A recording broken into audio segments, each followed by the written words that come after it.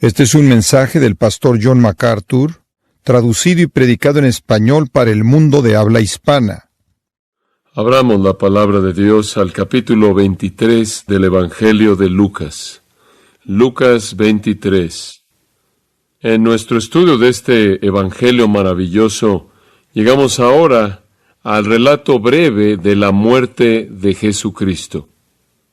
Se encuentra en los versículos 44 al 46. Permítame leerlo. Cuando era como la hora sexta, hubo tinieblas sobre toda la tierra hasta la hora novena. Y el sol se oscureció, y el velo del templo se rasgó por la mitad. Entonces Jesús, clamando a gran voz, dijo: Padre, en tus manos encomiendo mi espíritu. Y habiendo dicho esto, expiró. Hasta ahora en el relato de la crucifixión de Jesucristo, usted podría pensar que Él es una mera víctima de la injusticia y crueldad humanas. En la burla de la secuencia de los juicios, tanto judío como romano, a los cuales Él fue sujeto, hay una declaración repetida de su inocencia, y sin embargo Él es condenado a morir. Tendría que ser catalogado como uno de los actos más injustos jamás perpetrados en contra de un hombre por parte de un tribunal en la historia. Más allá de eso, sería el acto humano más injusto porque Cristo era absolutamente perfecto. Es lo peor que los hombres podían hacer, es lo peor que los hombres jamás hicieron.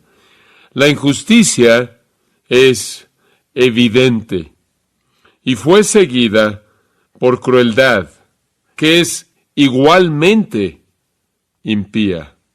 Convertir a Jesús en el objeto de sus burlas, mofándose de la idea que Él es algún tipo de rey, los soldados romanos, siguiendo la guía de los líderes religiosos del judaísmo, meten una corona de espinas en su cabeza como una corona real de burla y le arrojan una túnica púrpura y le colocan un cetro falso en su mano y lo reconocen como algún tipo de rey con un sarcasmo burlón.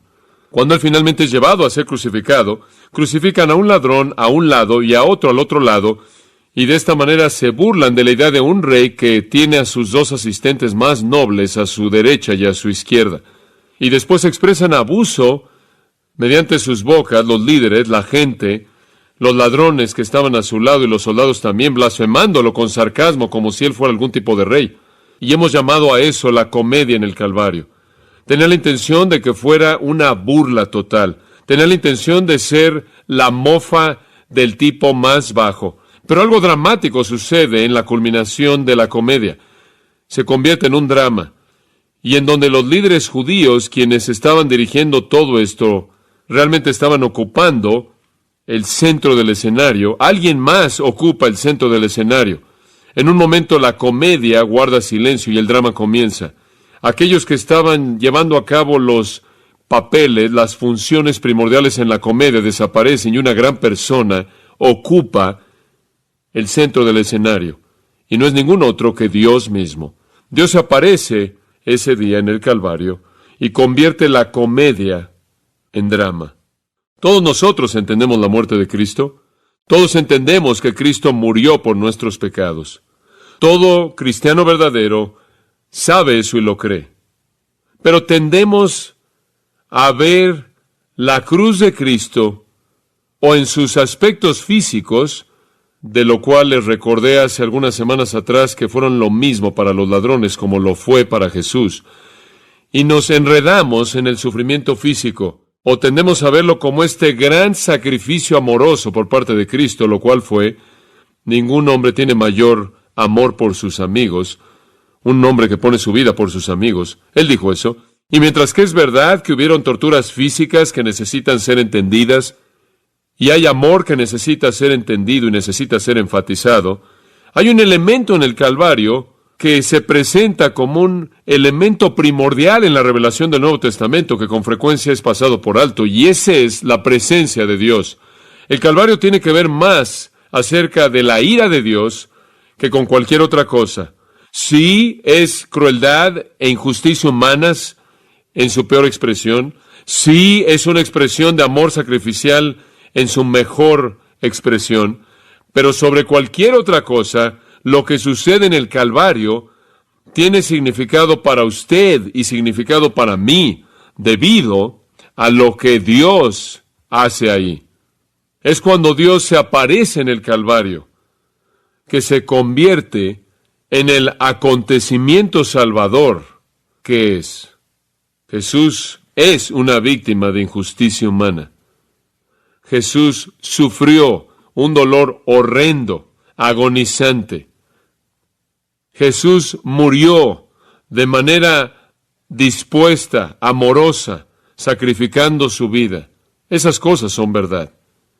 Pero necesitamos pensar en mayor profundidad. Necesitamos salir de la parte baja, por así decirlo, de la alberca y entrar a las profundidades. Y usted hace eso cuando comienza a ver a Dios en el Calvario.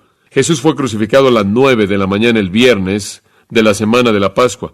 Durante las primeras 3 horas, el pueblo y los gobernantes y los soldados, inclusive los criminales, dominaron la escena.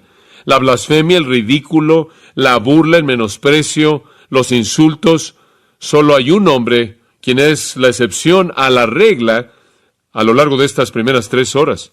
Y ese es uno de los ladrones a quien le es dada vida y luz por parte de Dios y ve la verdad y es salvado de manera maravillosa, mientras que está colgando ahí al lado de Jesús. El resto están contentos con disfrutar de la broma lo más que pueden, pero la comedia termina al mediodía. Tuvieron sus 3 horas y se acabó, y cuando terminó realmente se acabó. Dios ocupó el centro del escenario. Había sido el teatro del pueblo y ahora era el teatro de Dios. Ellos habían sido los actores en el escenario y ahora Dios sería el actor. Estos 3 versículos son lo suficientemente simples, realmente no demandan un bosquejo. Será casi como entrometerse en su simplicidad y usted ciertamente no debe sermonizar esto como si de alguna manera pudiera mejorar esto. La estructura es obvia. No hay lugar para inventar algún mecanismo que invade la magnificencia simple de esto, así que simplemente veamos estos 3 versículos y veamos lo que nos dicen. Versículo 44. Cuando era la hora sexta, eso sería el mediodía, El día judío esencialmente comenzaba a las 6 de la mañana. Ahora recuerde, ellos no tenían relojes, entonces ellos no contaban el tiempo en horas, minutos y segundos. El día judío comenzaba alrededor de las 6 de la mañana. Una hora variaba en su extensión en diferentes épocas del año, pero la hora sexta siempre era al mediodía, el sol en su ápice. Ese es un hecho muy importante. La primavera en la tierra de Israel, al mediodía, un día soleado, brillante, árido, seco, casi tan soleado que usted se encuentra ahí cerrando los ojos aun cuando usted no está viendo al sol de manera directa.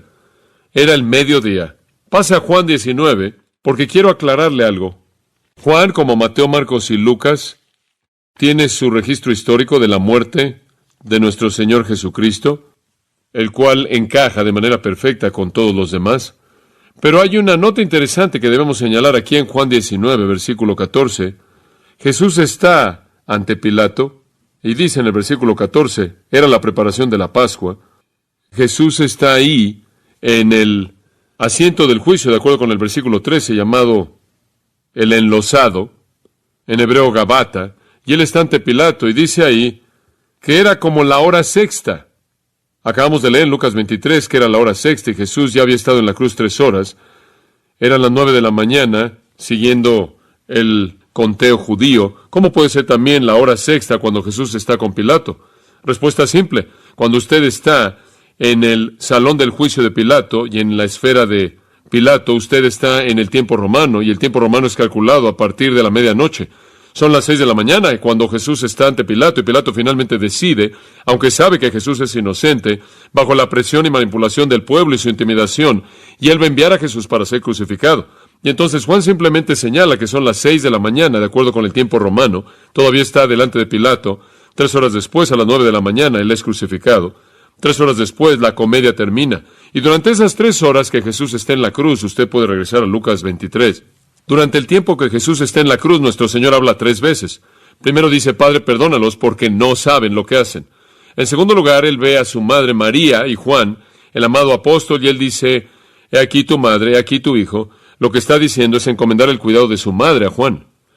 Y lo tercero que él dijo, al ladrón que estaba colgado a su lado, hoy estarás conmigo en el paraíso. 3 horas, él solo hizo 3 afirmaciones.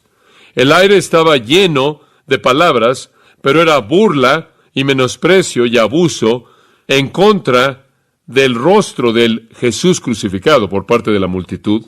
Pero al mediodía, dice esto, hubo tinieblas sobre toda la tierra hasta la hora 9, y el sol se oscureció. Literalmente fracasó, se apagó. Este es mediodía, el sol en su ápice, a la mitad del cielo, con un brillo refulgente, e instantáneamente hay oscuridad total. El sol se apaga, no hay luna, no hay estrellas, está totalmente oscuro. Ni siquiera puede imaginarse el shock. No se lo puede imaginar. Ellos sabían lo que habían estado haciendo, burlándose, blasfemando, y de pronto, en un momento aterrador, de pánico, molesto, sacudiendo su seguridad, llevándolos a un punto de sobriedad en sus mentes frívolas. Sin advertencia, su mundo se oscurece de manera total.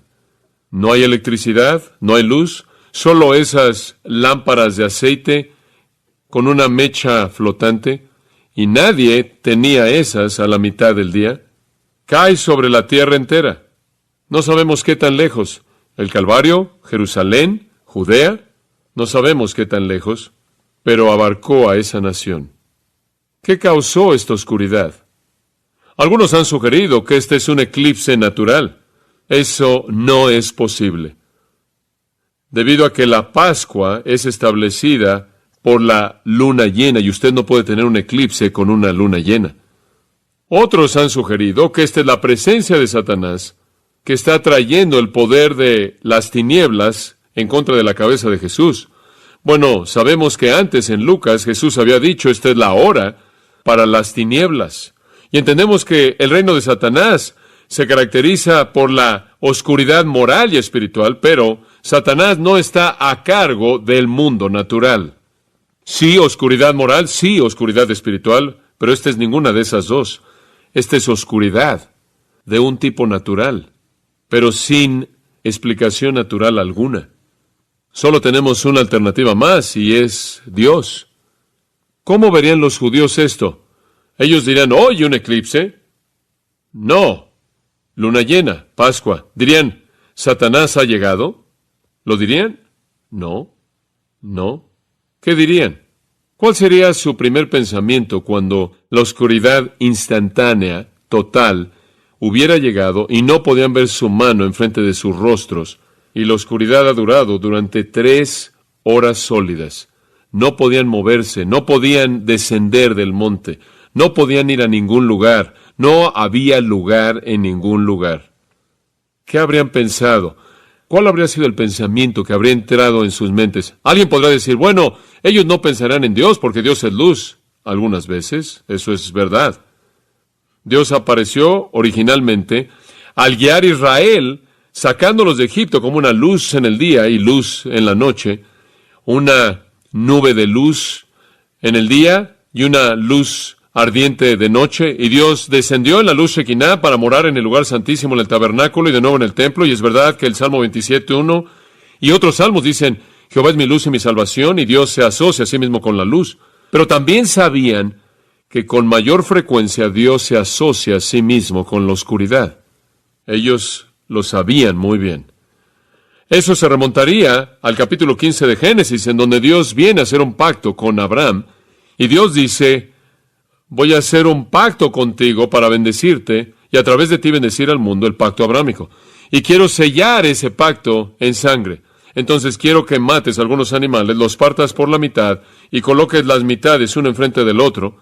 Coloca un ave muerto por aquí y un ave muerto por allá y alinea todos esos pedazos sangrientos, lo cual es lo que hacían en tiempos antiguos. Hacían eso como un símbolo de hacer un pacto de sangre. Las dos personas que hacían el pacto caminaban por en medio de las partes sangrientas y eso se llama el pacto.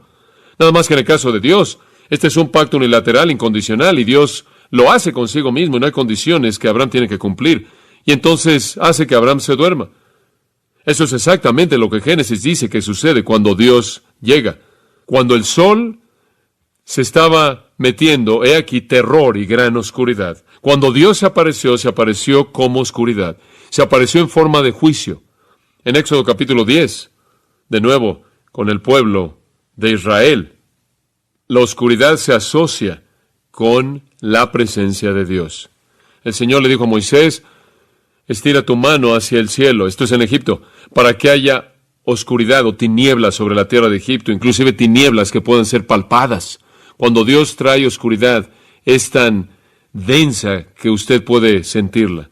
En el capítulo 19 de Éxodo, después de que se habían ido de Egipto, llegaron al pie del monte Sinaí y estuvieron a los pies del monte. Capítulo 19, versículo 17, pero versículo 16 dice que había relámpagos y truenos y una nube sobre el monte. Versículo 18 dice, el Señor descendió y fuego con él, y su humo ascendió como el humo de un horno, y el monte entero se sacudía fuertemente. El capítulo 20 repite el mismo drama.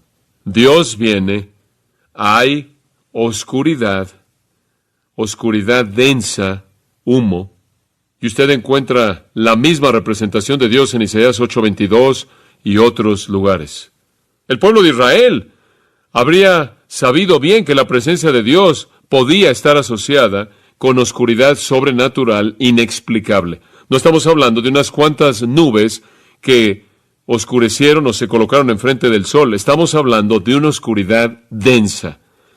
Pero hubo algo más en esto, porque el lado de oscuridad de Dios siempre estaba asociado con el juicio, con juicio.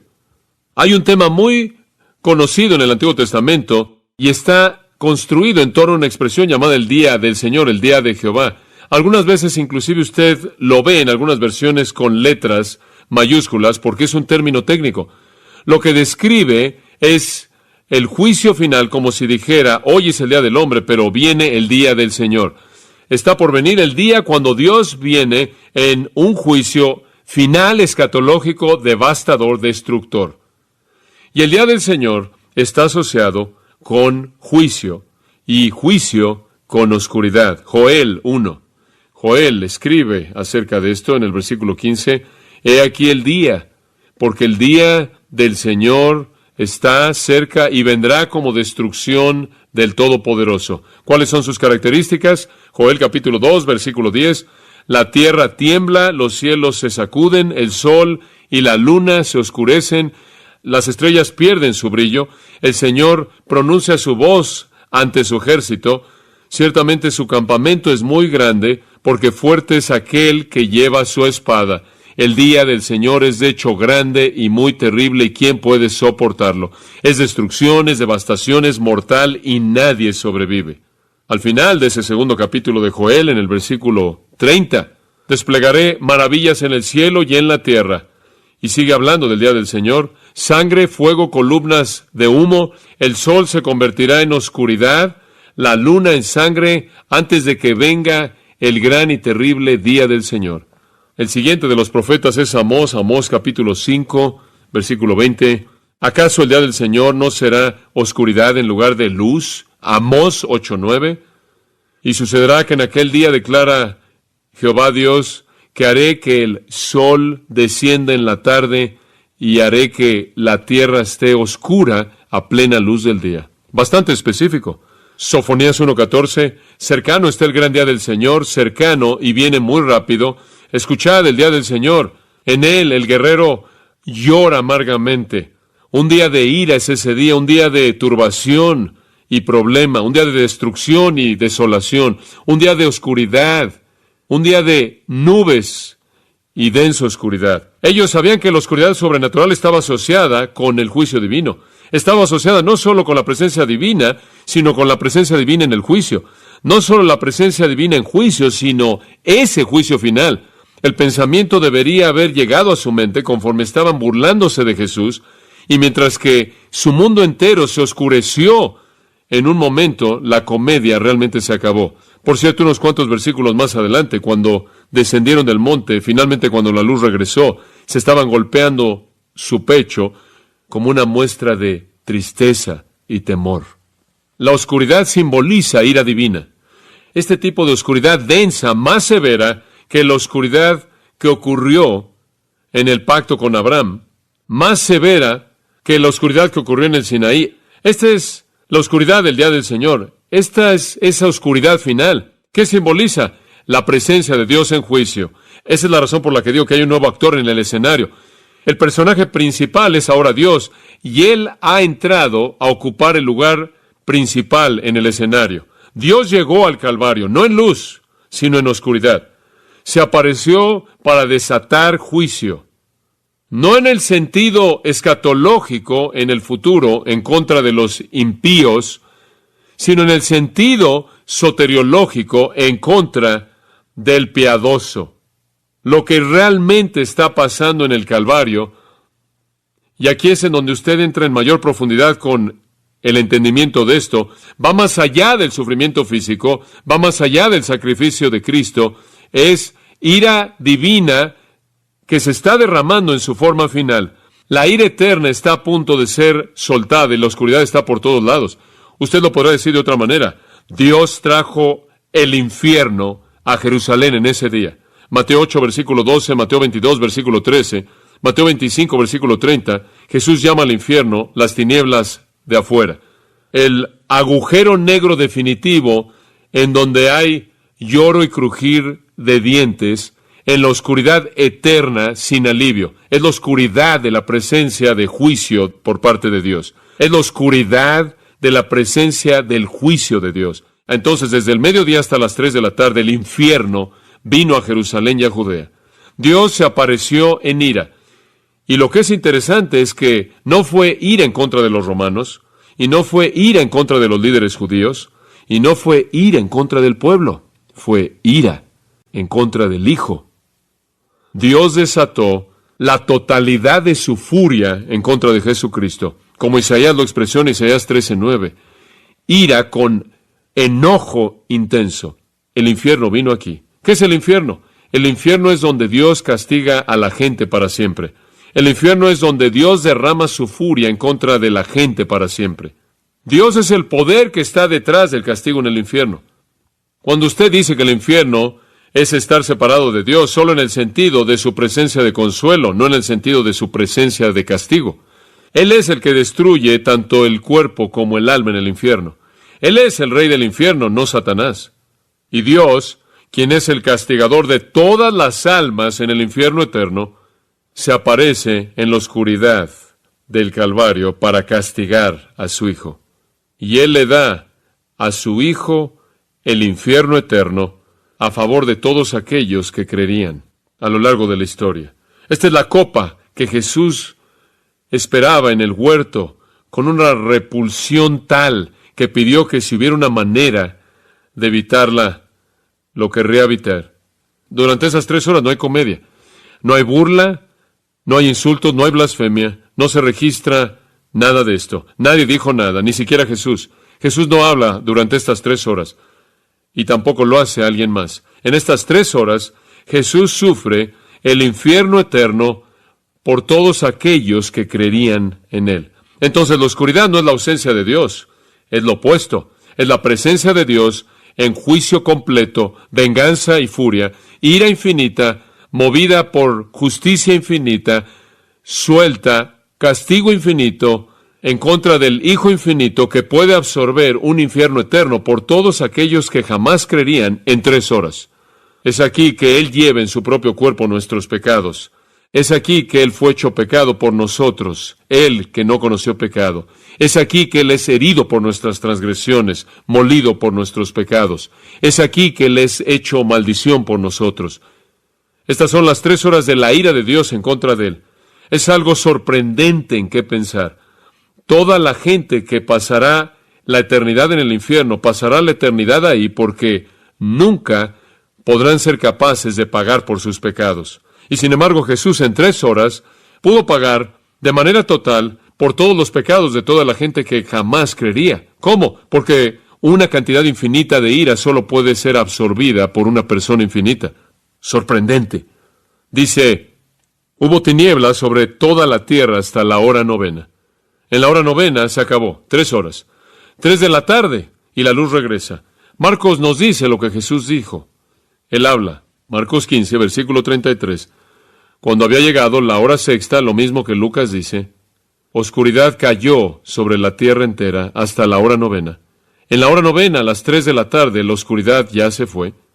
En esa hora 9, la oscuridad ha desaparecido. Jesús clamó a gran voz, Eloi, Eloi, lama sabactani, lo cual se traduce, Dios mío, ¿por qué me has desamparado? ¿Cómo debemos entender esto? Los teólogos han pensado y hablado y escrito volúmenes acerca de esto. Ciertamente no espero tener un entendimiento más profundo acerca de esto que ellos, pero no creo que es tan complicado como algunos han tratado de presentarlo. Quizás la expectativa de Jesús, el hombre, fue cuando la oscuridad se acabara y Él había llevado de manera total para la satisfacción de Dios, la furia de Dios a favor de todos los que creerían, que habría consuelo inmediato, que habría habido un afecto instantáneo por parte del Padre, que Él no habría percibido la presencia de juicio de Dios, sino que Él habría percibido el consuelo dulce de comunión con Dios. Pero no fue así, no fue así. La ira se acabó. Dios ha estado ahí en la totalidad de su presencia. Él no ha estado ausente, Él ha estado presente, derramando su ira. Pero cuando la oscuridad se fue, así también Dios, en alguna manera inexplicable, divina. Creo que lo que nuestro Señor está diciendo es, ¿en dónde está el consuelo? Hubo un momento después de que el juicio se acabó. Después de que Él había llevado toda la furia de la presencia de juicio de Dios, que Él esperaba consuelo dulce y no estuvo ahí. Y en el agotamiento inimaginable después de la oscuridad, Dios mío, ¿por qué me has desamparado? Esa es una pregunta apropiada. ¿Por qué? No es que Dios le trajo consuelo instantáneo, comunión instantánea, dulce. Bueno, me parece que este es el sufrimiento final del infierno. Este es un recordatorio para todos los pecadores, de que mientras que el infierno es la furia total de la presencia de castigo personal de Dios, Él nunca estará ahí para confortar, para consolar. Él nunca estará ahí para mostrar consuelo. Él nunca traerá alivio. Y si Dios va a soportar un infierno completo, es tanto un castigo de Dios como la ausencia de consuelo. Este es el infierno. Y el infierno vino al Calvario en ese día, en su totalidad, en su plenitud. ¿Por qué me has desamparado? Pero ese es el infierno. Ese es el infierno. Castigo sin alivio. La expresión, Dios mío, ¿podría verla usted como algo indiferente o menos afectiva que Padre? Es la única ocasión en el Nuevo Testamento entero en donde Jesús se refiere a Dios como alguien diferente de Padre, siempre Padre, excepto por Dios mío. ¿Es eso indicativo de algún tipo de cambio en su actitud hacia Dios? ¿Acaso Él ha perdido su afecto hacia su Padre? Creo que puedo ayudarlo con eso. Jesús usó expresiones dobles en varias ocasiones. La primera es, Marta, Marta. ¿Fue eso una ausencia de afecto? No creo.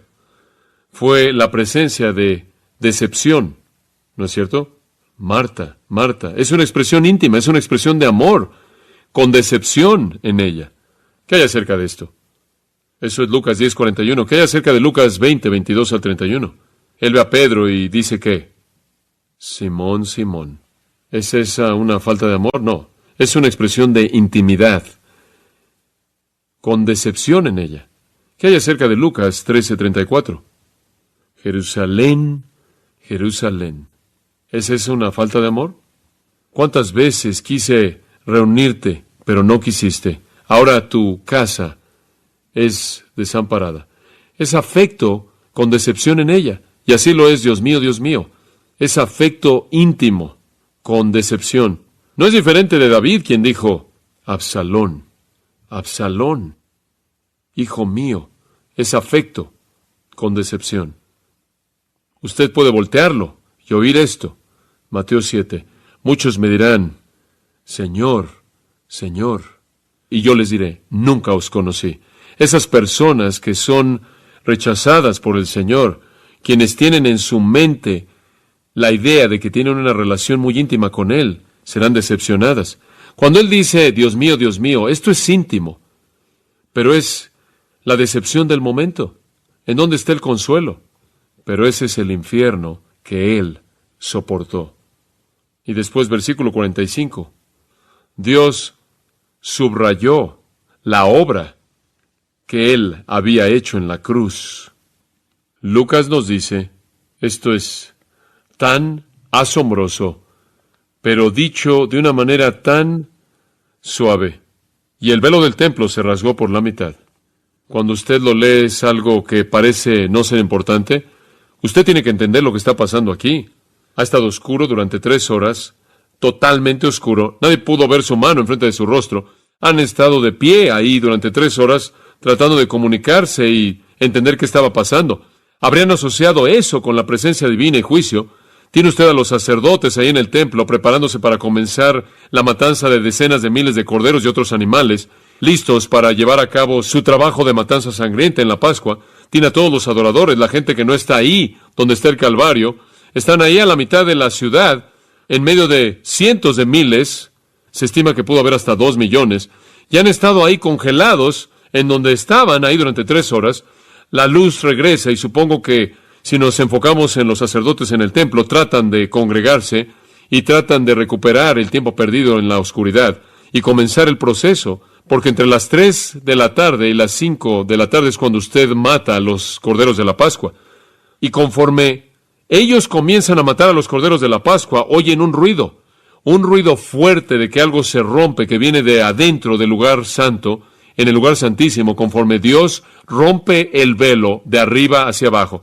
Mateo nos dice que fue de arriba hacia abajo. Lucas simplemente dice que fue en 2 partes. Ahí a la mitad Dios rasgó ese velo. Ahí por la mitad Dios rasgó esa cortina. Habían por lo menos 13 cortinas en el templo, pero una de ellas era la más importante. Esa era la que bloqueaba el lugar santísimo y estaba ahí porque Dios ordenó que estuviera ahí, porque el camino a Dios todavía no había sido abierto de manera oficial. Los sumos sacerdotes podían entrar ahí una vez al año y eso era todo. Y solo los sumos sacerdotes, y solo por un momento, para rociar sangre en el propiciatorio y después salir de regreso. El acceso a Dios no había sido activado de manera oficial.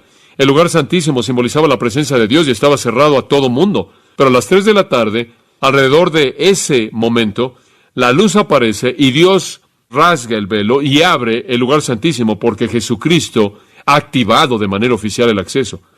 La cruz es expiación, la cortina es acceso. Por su muerte, el nuevo pacto es ratificado.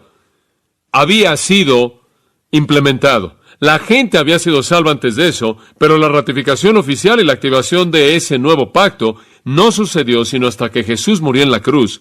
Y entonces Dios rasgó la cortina y abrió el camino a su presencia. Cuando eso sucedió, el templo fue obsoleto. El sumo sacerdote fue obsoleto. Todos los sacerdotes fueron obsoletos. Todos los sacrificios fueron obsoletos. Todo lo que pasaba en ese lugar fue obsoleto. Se había acabado. Todas eran sombras, todas eran símbolos de lo que iba a venir, de lo que estaba por venir. Entonces, precisamente en el momento en el que los sacerdotes estaban comenzando a matar a los animales que no podían quitar el pecado, Dios rasgó y abrió, Dios rasgó el velo y su presencia Dios rasgó el velo y abrió el acceso a su presencia debido al sacrificio de uno que quitó el pecado. ¡Qué momento! ¡Qué momento! Antes, en la semana, Jesús había pronunciado destrucción física en contra del templo. Ni una piedra sería dejada una sobre otra. Capítulo 21, versículos 5 y 6. Y aquí Dios emite sus juicios espirituales en contra del sistema entero. Ese sistema entero del templo debía proveer un medio mediante el cual un pecador pudiera tener acceso a Dios, pero nada de eso fue cumplido hasta que Jesús murió en la cruz y Dios dijo que lo hizo y rasgó y abrió la cortina. Si usted lee el capítulo 9 de Hebreos, usted va a leer en los primeros 8 versículos de cómo Dios ha diseñado este lugar y el lugar santísimo y una cortina y separación y nadie nunca puede ir ahí. Y después llega al capítulo 9 y llega al versículo 11 al 14 y de pronto las cosas comienzan a cambiar de manera dramática. Escuche lo que dice Hebreos 9, versículo 11. Pero cuando Cristo apareció como sumo sacerdote de los bienes venideros, Él entró a través del tabernáculo más grande y más perfecto, no hecho con manos. Esto es, no de esta creación, no a través de la sangre de cabras y becerros, sino a través de su propia sangre. Él entró al lugar santo una vez y para siempre, habiendo alcanzado redención eterna. Esta es la ratificación del nuevo pacto, y entonces en el capítulo 10 de Hebreos, versículo 19, dice, debido a que Jesús abrió el camino al lugar santo, tenemos confianza para entrar al lugar santo mediante la sangre de Jesús, por un lugar nuevo y vivo, el cual Él inauguró para nosotros a través del velo, que es su carne. Así que acerquémonos a Dios con un corazón sincero y con plena certeza de fe, habiendo rociado nuestros corazones y quedado limpios de una conciencia mala, lavados nuestros cuerpos con agua pura. Ahora podemos entrar corriendo, Hebreos 4:16 dice, al trono de la gracia para alcanzar misericordia y hallar gracia para el tiempo de necesidad. Dios rasgó la cortina, la obra había sido terminada. Por cierto, en el mismo momento, Mateo 27:51 dice esto, y la tierra tembló y las rocas se partieron. Este es un temblor lo suficientemente poderoso como para partir rocas. Sabemos acerca de temblores aquí en la parte del sur de California. Este es un temblor poderoso que abre las rocas. No sé cuál habría sido el nivel en la escala de Richter, 8. Un terremoto con ese tipo de fuerza habría llevado a Jerusalén a un alto. Es un día bastante aterrador, considerando todo lo que está pasando. ¿Y sabe con qué habrían asociado los terremotos? Le leí a usted textos acerca de terremotos que estaban asociados con la presencia de Dios y el día del Señor de juicio en los profetas. Cuando Dios descendió a Sinaí, dice en Éxodo 19:18, que el monte entero tembló. Salmo 18:7 dice que la tierra tembló y se sacudió. Y los cimientos de los montes se sacudieron y temblaron debido a que Dios estaba enojado. Cuando las cosas se oscurecen es juicio divino. Cuando la tierra tiembla es enojo divino. Salmo 68:8, la tierra tembló. Los cielos derramaron lluvia ante la presencia de Dios. El Sinaí fue movido ante la presencia de Dios, el Dios de Israel. Y Nahum el profeta escribió en su pequeña profecía, los montes temblaron ante él. Los montes se derritieron. La tierra tiembla ante su presencia, sí, el mundo y todos los que moran en él. Dios está en la oscuridad, Dios está en el temblor. El Apocalipsis nos cuenta que en el final, en el juicio final, habrán terremotos como el mundo jamás ha experimentado. Esta es la furia de Dios, no en contra de los líderes religiosos, no en contra de los judíos, no en contra de los romanos, no en contra de esas personas, sino en contra de su Hijo. Dios está ahí en la presencia de juicio. Eso no es todo. Sí, Él está ahí en la presencia de juicio, pero no olvide que también Él rasgó el velo. Los negativos indicados por la oscuridad y el temblor, el efecto positivo de ese juicio es que el camino está abierto. Hay un efecto positivo más. Esto es lo que Mateo dice en Mateo 27:52. Las tumbas fueron abiertas exactamente después del temblor. Muchos cuerpos de los santos que habían dormido fueron resucitados saliendo de las tumbas después de su resurrección y fueron a la santa ciudad y aparecieron a muchos. ¡Wow! ¿Cuáles son las consecuencias de la obra de Cristo en la cruz? Acceso a Dios y vida después de la muerte. Y Dios presenta una ilustración dramática de eso, rasga el velo, lo cual significa acceso, que el acceso está abierto. La gente sale de tumbas y han estado muertos y salen en cuerpos glorificados. No aparecen sino hasta después de la resurrección, de tal manera que Cristo, de manera clara, es las primicias de todos los que han resucitado y andan por todos lados dando testimonio del poder de la resurrección de Cristo. ¡Qué día! Cuando Dios se apareció en juicio, Él también se apareció en salvación, ¿no es cierto? Juicio en contra de su Hijo y salvación para nosotros. Toda la furia va en contra de Cristo y el camino es abierto para nosotros. Toda la furia va sobre Cristo. La vida después de la muerte se hace disponible para nosotros. Después de que la oscuridad se acabó, después de que el temblor se acabó, después de que el velo fue rasgado, el caos debió haber sido más allá de la descripción en Jerusalén.